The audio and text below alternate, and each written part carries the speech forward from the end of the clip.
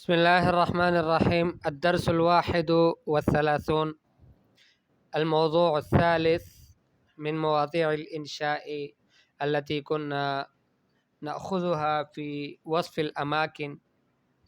فمن وصف الأماكن يوم في الطبيعة. الطبيعة كل مخلوقات الله سبحانه وتعالى تسمى طبيعة. الجبال والبحار والأنهار والصحاري والوديان، كل هذه الأشياء تسمى الطبيعة. جيد. فيذكر الكاتب يقول: كان صباح مشرقا ساحرا. مشرقا يعني من الشروق، والشروق هو طالعا جيدا. جيد. كان الصباح منورا، هذا معنى مشرقا. ساحرا كذلك، ساحرا أي يعمل عمل السحر، يغري بالتنزه في أحضان الطبيعة الفتانة بجمالها. كان هذا الصباح يغري بالتنزه. جيد. كان يحث على التنزه، يحرض على التنزه في أحضان الطبيعة الفتانة بجمالها، في أحضان الطبيعة. جيد. يعني كان هذا الصباح المشرق الساحر يغريك ويحرضك على أن تتنزه في أحضان الطبيعة الفتانة بجمالها. الطبيعة التي كانت فتانة بجمالها، كانت جميلة جدا، وكانت تفتن، توقع الناس في الفتنة لأجل جمالها، لأنها كانت جميلة، المنظر كان جميل جدا. الأخاذة بروعتها، أنها كانت رائعة جدا، لذلك كانت أخاذة تأخذ بقلوب الناس. فخرجت إلى متنزه، إلى مكان الترفيه، إلى منتزه خرجت، وأمضيت النهار متجولا في أرجائه. قضيت النهار متجولا، كنت أتجول، أمشي في أرجاء ذلك المنتزه، مستمتعا بما حواه من مناظر الطبيعة الخلابة.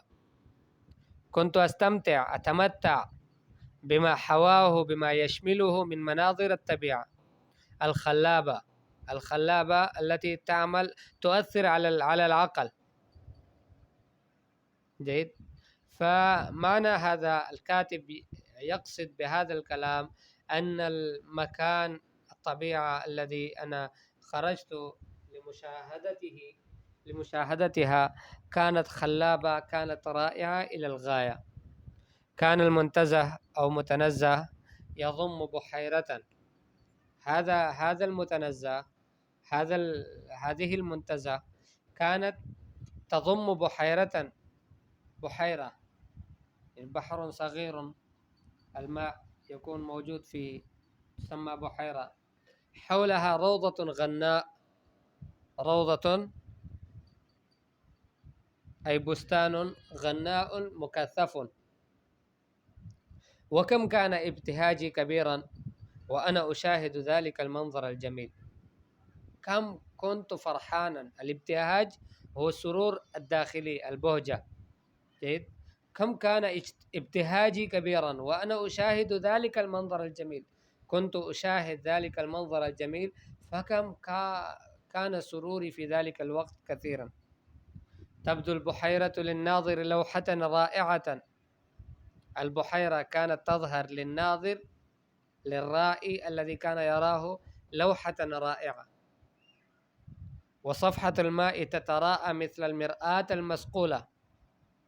صفحة الماء، جيد، كانت تتراءى مثل المرآة المصقولة التي صقلت، أو الفضة. فضة، تعرفون فضة من الشاندي، البراقة التي تلمع. وقد علق نظري بتلك المروج الخضراء.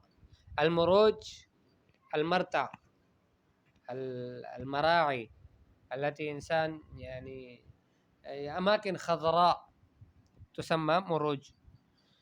وقد علق نظري أي تعلق نظري بتلك المروج الخضراء الممتدة بأعشابها الناضرة وورودها اليانعة، الممتدة التي كانت طويلة بأعشابها الناظرة، كانت فيها أعشاب ناظرة. ناظرة معنى يعني طازجة، كانت فيها أعشاب يعني نبات الأرض من زهور و يعني من إخضرار، كل هذا يسمى الأعشاب. وورودها اليانعة، ورود كانت فيها اليانعة. اليانعة بمعنى يعني كانت يعني جديدة. وتلك السهول المنبسطة انبساطا يبعث في النفس السرور. تلك السهول يعني هناك يكون سهول، وهناك تكون وديان، وهناك تكون صحارى. جيد. فتلك السهول الأراضي المنبسطة، الأراضي المنخفضة الممتدة المنبسطة انبساطا يبعث في النفس السرور، كانت تدخل في النفس السرور ويجعلها تهفو إلى أن تجوب أعطافها الواسعة. كانت هذه السهول المنبسطة تجعل القلب أن يهفو بمعنى يتشوق، يشتاق إلى أن يجوب أن تجوب بمعنى تتجول. جيد. أعطافها الواسعة، أعطافها أطرافها الواسعة التي تبهج العين بآيات فنها. كانت تفرح العين، تبهج العين بمعنى تفرح العين بآيات فنها، يعني بروعات فنها. وتروح الصدر، كانت تروح الصدر بهوائها النقي. وتبتهج الروح بنفحاتها الشذية. ظللت أتنقل من مكان إلى مكان، كنت أتنقل يعني أصبحت أنتقل من مكان إلى مكان، حتى إذا نال مني التعب، حتى إذا تعبت نال مني التعب بمعنى تعبت. أويت إلى سنديانة ظليلة لأرتاح. أويت أي لجأت إلى سنديانة ظليلة لأرتاح. سنديانة ظليلة بمعنى يعني شجرة ذات ظل. لماذا لجأت إليها؟ لأرتاح، لكي أرتاح. كانت أغصانها متشابكة أي داخلة في بعضها البعض. يمر بها نسيم عليل ينعش القلوب. كان يمر بهذه الشجرة نسيم عليل. نسيم عليل هنا بمعنى هواء نقي، خاصة الهواء المفرح في الصباح ينعش القلوب. كان هذا الهواء يفرح القلوب، أو هذا النسيم العليل كان يفرح القلوب. لقد افتتنت بهذه المناظر البديعة، وقعت في الفتنة بهذه المناظر البديعة، أي عشقت هذه المناظر البديعة واستأنست بها أنسا عظيما، تعلق قلبي بها تعلقا عظيما، وكأنها قد سافرت بي في عالم الخيال والحلم. كأني سافرت في عالم الخيال والحلم، إما كنت في الخيال وإما كنت في الحلم. لم أنتبه إلى آخر العشي، ما انتبهت أن الوقت صار يعني وقت متأخرا، والشمس عند الأفق تقف وقفة الوداع. عند النهاية، نهاية الأرض، يعني عند غروبها الشمس وقفت وقفة الوداع ووقفة الوداع، كأنها تودعني. ولونها الأحمر المتوهج المنعكس على البحيرة يزيدها سحرا. لون الشمس الأحمر المتوهج الذي فيه هيجان. جيد. المنعكس على البحيرة، الذي كان ينعكس على البحيرة يقع عكس ذلك اللون الأحمر على البحيرة، فكان يزيد هذا اللون الأحمر يزيد البحيرة سحرا. فخيل إلي أنني أمام سبيكة كبيرة من الذهب. فخيل إلي إن تخيلت أنني أمام سبيكة كبيرة من الذهب. سبيكة من قطعة كبيرة من الذهب يكاد سنا بريقها يخطف الأبصار. جيد، هذا اقتباس من الآية القرآنية. وأحسست نسائم الغروب تسري لطيفة مضمحة بعبير الأعشاب والرياحين العاطرة. وأحسست أي شعرت نسائم الغروب. جيد، نسائم الغروب، نسائم جمع نسيم هنا. طيب، أي هواء الغروب، الهواء الذي كان يهب في وقت الغروب. تسري أي تمشي، لطيفة مضمخة بعبير الأعشاب والرياحين العطرة. يعني أصبحت هذه النسائم لطيفة.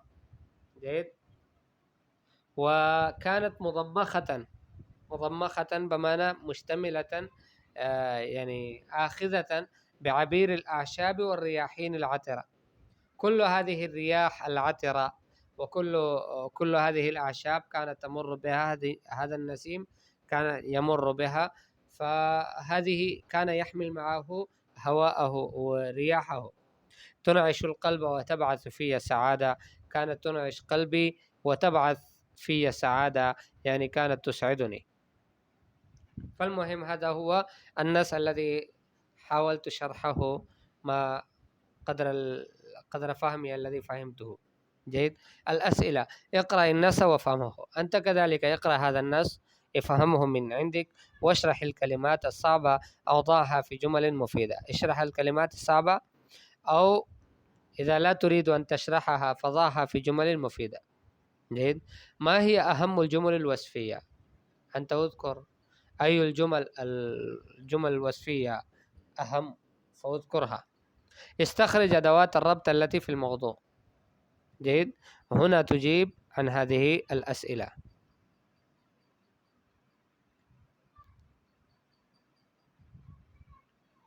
السلام عليكم ورحمة الله.